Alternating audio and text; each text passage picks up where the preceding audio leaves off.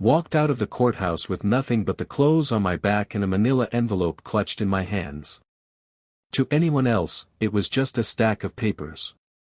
But to me, it was the cold, official proof that everything I thought I knew about my life was over. My marriage, gone. My home, taken. My family, shattered.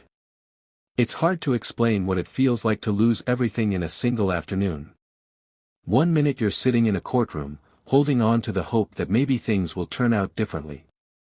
The next, you're standing outside on the concrete steps, staring at a future you can't even imagine. The truth is, I had been losing pieces of myself for years. Long before the judge's gavel came down, I was already living in a life that didn't feel like mine.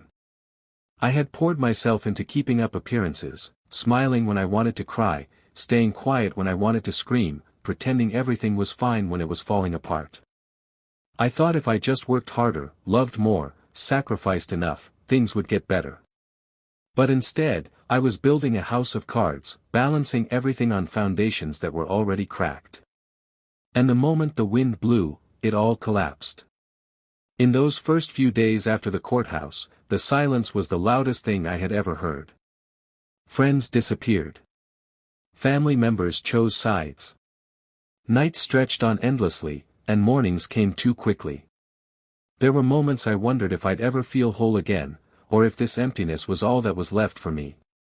But then, something unexpected happened. With nothing left to lose, I realized I had something most people never get, a clean slate.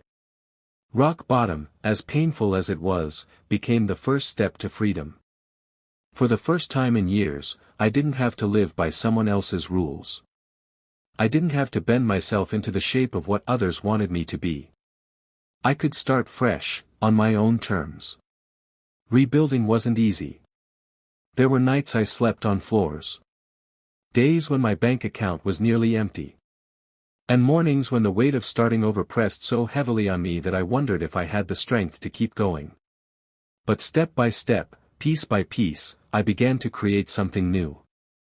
Not a copy of the life I had lost, but a life that finally felt like mine. And here's the lesson I carry with me: sometimes the greatest gift comes disguised as loss. Losing everything forced me to ask myself hard questions. Who am I without the titles? Without the roles? Without the safety net? The answers didn't come all at once, but they did come, and they changed everything. If you've ever found yourself at the edge of despair, wondering how you'll go on, hear this: what feels like an ending might actually be a beginning. The ashes of what you've lost could be the soil for something greater. I know, because I've lived it. And now, standing on the other side, I can say with certainty, sometimes the day you lose everything is the day you finally begin to live.